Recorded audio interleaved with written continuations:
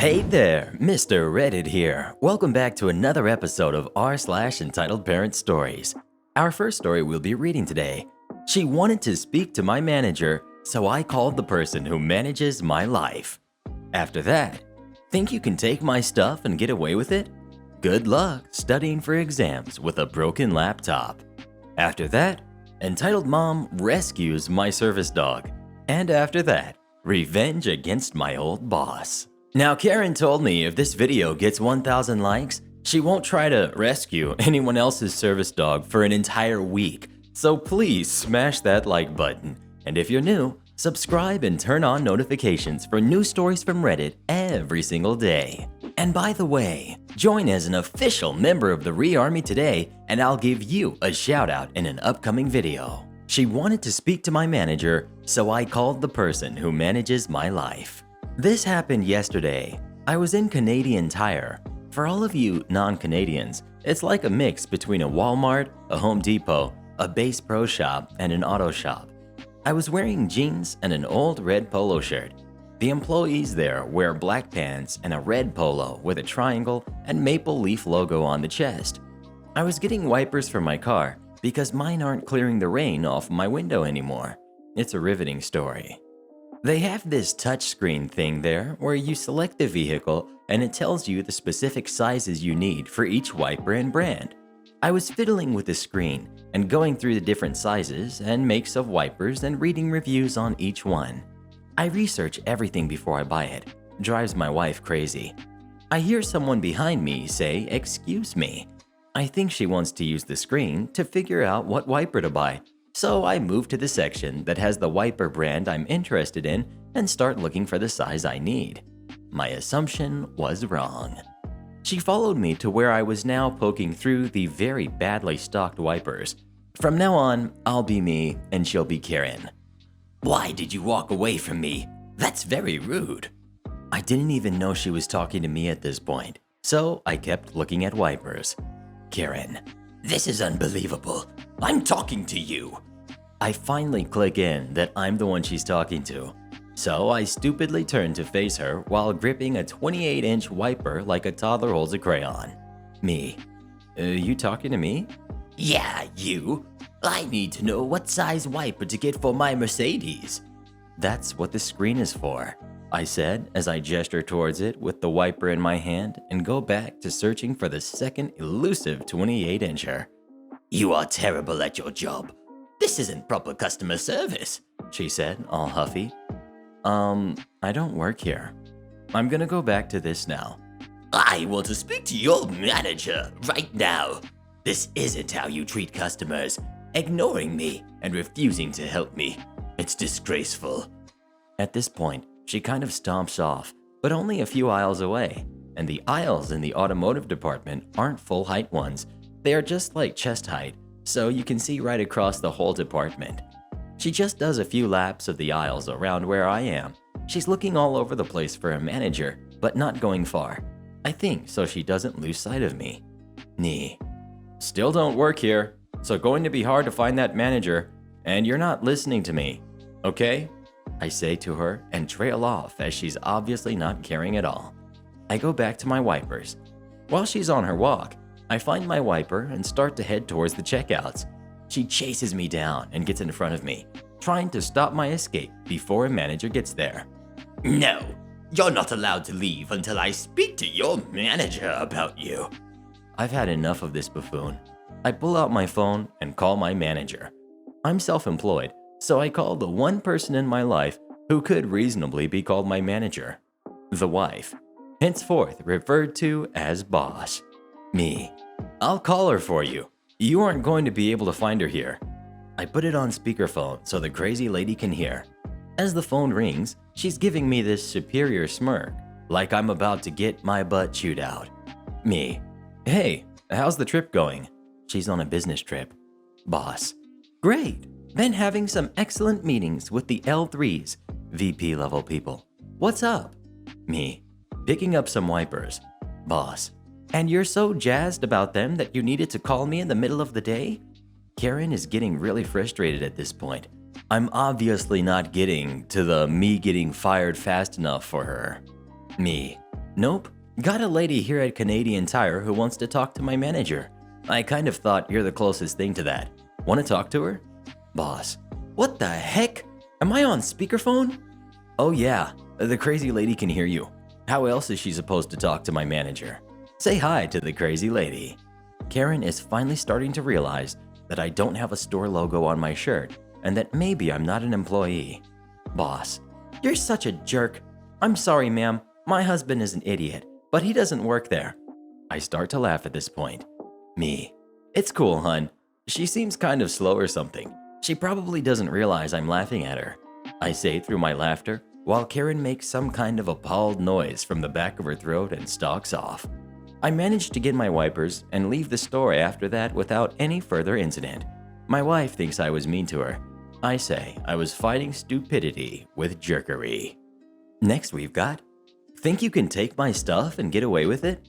Good luck studying for exams with a broken laptop. Back in my first year of college, I used to live in a residence on campus with 3 other dudes. 2 of them were cool. Shout out to B-Dog and Al. But the third, named David, had a nasty habit of taking things that weren't his and mysteriously forgetting that the objects had fallen into his possession. Of the items he had stolen and were subsequently found in his room included food/snacks, notebooks, vapes, and earbuds, albeit cheap ones.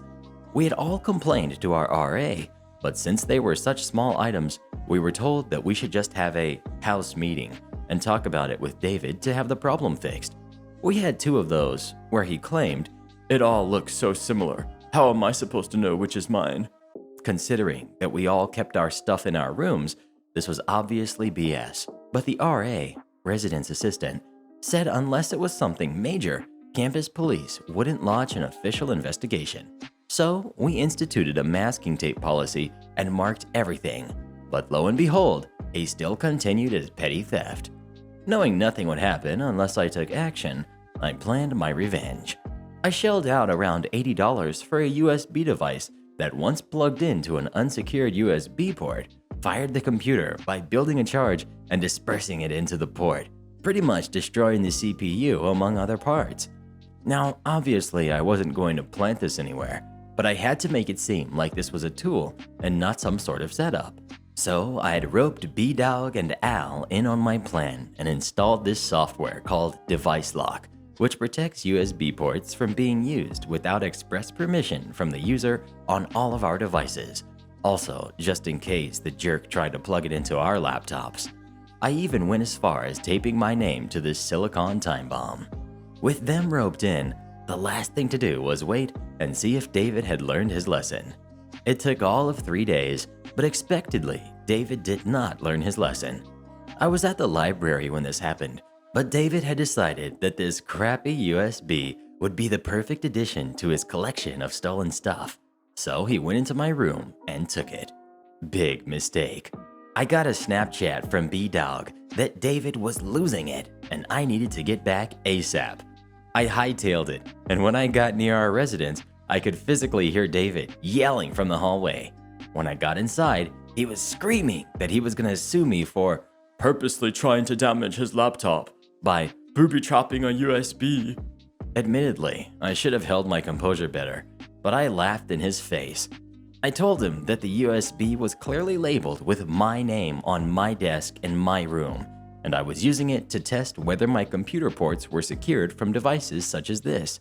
Screaming ensued from him, after which our RA showed up, heard that crap fest from down the hall, and asked what the heck was happening. I stayed quiet to let David attempt to lie his way out of this, but holy crap, this jerk kept to his story.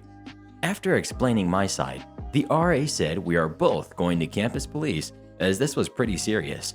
Cue me thinking, I just messed up my whole future for a stupid act of revenge. When we got there and explained our stories, campus police had none of David's crap. They told him that 1, he cannot sue me since this was not a trap, but a security tool that was within my own living space of which he had no right entering to steal from. And 2, he was being relocated to the crappy single residences on the other side of campus, and if they caught wind of this again, he was getting banned for life from Res as well as receiving a non-academic offense. A nice little chat with the dean about his misconduct. His tone immediately flipped to crying and saying he had all his exam notes on there. It was his stress that was causing him to do this, and he had paid to live in the nicer dormitory-style housing, but they basically told him, "Tough crap, this is your one and final warning." The three of us enjoyed the rest of the semester with an extra bedroom for storage space and beer pong, which was definitely a win. As for David, I've only ever seen him in the cafeteria or library on occasion, sitting there studying, without his laptop. Next we've got Entitled Mom Rescues My Service Dog. I have PTSD, depression, and at the time, undiagnosed bipolar disorder. This will explain some of my behavior throughout. When my conditions got worse, I adopted a 1.5-year-old McNab Collie, short-hair border collie, slight hound mix to be my psychiatric service animal. He looks like a small greyhound with a collie's markings, head, and paws. He is insanely smart and picked up training really quickly. When I would have panic attacks coming on, he was trained to perform a very specific signal to get my attention and alert me to sit down while he tried to distract me. This is important later. My wife calls me a fainting goat when I panic. I lose consciousness with little notice and drop wherever I am. My job was not safe for my dog to come with me at the time, so while I was searching for better employment, my wife would look after him. I was working about 15 minutes away from my apartment at the time when I got a panicked call from my wife saying my dog had been stolen. I don't ask questions. I just pack up my bag and jacket and bolt for the door. Manager asks what happened, and I tell him my dog's been stolen, and he tells me to keep him updated. I made it home in 5 minutes, and my wife is outside sobbing with our roommate looking like he is going to hurt someone. I ask what happened, and they tell me that they had been sitting in our enclosed front porch next to the complex entrance drinking coffee. It was a sunny day, and McNabs are bred for really hot weather, so my dog was sunning himself on the sidewalk on the other side of the half wall that separates our porch from the sidewalk. All our neighbors knew him, and he's a herder, so he never went more than 15 feet from his pack and would constantly come check in with us. He wasn't wearing his vest or a collar as they were in front of our place. They hadn't seen him for maybe 15 minutes, and when he wasn't on the sidewalk, they panic and start asking people if they had seen anything. A guy walking his dog said he saw someone loading a dog matching mine into their car and driving off. That's when they freaked out and called me. I panicked and called 911 immediately, saying someone had stolen my service animal. In our state, animals are considered people, so stealing a dog is taken very seriously. There was an officer at our door in 5 minutes getting our statement, along with the man who saw what happened and was nice enough to wait. Officer put my number in his phone, gave me his card, and said to call if I heard anything. We start wandering the neighborhood, asking anyone outside if they had seen a dog matching mine. Striking out, walking the 4 blocks of surrounding neighborhoods, we start calling every pet store and vet in the area, starting close and working our way out. After 2 hours of calling and being on the verge of passing out, I call one last store I had forgotten about. They tell me there is a dog matching mine with a woman who has him on a makeshift lead in the store. I ask the employee to go over, say his name, and hold his hand up like he's signaling someone to halt. He does, and my dog does what he was trained to do, which is stand up and hug that arm to get my attention and break me out of an anxiety spiral. I tell them to keep them there, and I'll be there in 2 minutes. On my way, my roommate calls the officer, who says he's at an emergency but will call me as soon as he's done. We get there, and we see a car matching the dog walker's description in the parking lot. There is a kid, maybe 10-ish, sitting in the passenger seat with the window down playing phone games. I recognize the car as one from the complex across the street from us. We walk into the store, and I spot my dog with an impatient-looking woman standing near the counter. I call my dog, and he immediately rips out of the woman's grasp and bounds over, trying to tackle me. I go up, and in not-so-friendly words, ask the woman what the heck she thought she was doing stealing my dog. She makes some excuse about believing he was a stray and was trying to take care of him. I responded with, "Thank you for taking care of him, but forget you for stealing him." The employee tries to tell me to calm down and says I am being unfair and she was trying to do a good thing. I snap at him that he needs to stay out of this because he is not helping. Entitled Mom then says in the snooty tone that Karens have patented, "Well, I asked a bunch of people and tried to see who owned him, but no one answered, so I rescued him." My roommate pipes up with, "Jerk, I am 6'3", have bleach blonde hair, and was sitting in the sun 15 feet from the dog. You did not try hard enough." She starts to lecture me about starving him because you can see his ribs, and he was so hungry. He has a very high metabolism, working breed, and an allergy to starches, so I make his food from home. He literally eats healthier than I do. She then tells me that it's a lie because he ate an entire 5-pound bag of crappy kibble before they came to the store. He's always begging for food, and I about socked her. By this time, she's getting upset and trying to act like I don't deserve my dog, and that there's no way he's a service dog, even though I have his vest in my hand. She then has the gall to suggest that her and her kid could take so much better care of him. The employee tells me to be more polite and that I was out of line treating her this way, and if I didn't behave, I would be removed from the store. The employee's manager had come out after hearing yelling, and without knowing any of the situation, threatens to call the cops on my roommate and I for harassing this poor lady. I pull out the officer's card and tell him I'll save him time because the officer has my report, and if he had been there instead of me, the woman would have been going to jail. She panics and beats it out of there while I'm still arguing with the manager. As we are leaving, the employee follows us to the door, and the manager lectures us about treating the lady badly and that I was banned from his store. I flip him off and we head home. I called the cop, but in my panic had forgotten to get the license plate, so he told me to keep an eye out for her in the future. My dog got a steak and veggie dinner that night, but started throwing up. He spent the next 3 months working that crap food out of his system and itching/chewing himself raw in places. I ended up staying home for 3 days with a constant anxiety attack, but my boss was chill and gave me extra vacation pay. The only good thing that came from this whole debacle, besides getting my dog back, was the next day I called the owner of the pet store. They only had 3 locations, and I knew from shopping at one of the other stores that he was usually there 3 days a week. I explained what happened and how the manager and employee had treated me, and he told me not to worry. I should swing by his main store to pick up a free cow bone for the pup, and he would handle the rest. I found out later that the employee was immediately terminated and the manager was demoted and eventually fired for crappy customer service practices. Next we've got revenge against my old boss. I worked at a bar not too far from me from July last year until June of this year. A bar which was practically owned by a married couple, T and J. I had actually enjoyed working there as a cook and was regarded as one of the good ones, which was sad considering only 3 out of the 8 cooks were considered good, and I was the only good cook who worked nights. T was the kind of boss who emanated the my way or the highway attitude and tended to have a meltdown whenever something didn't go her way, or God forbid, she had to fill in for an employee who couldn't work that day.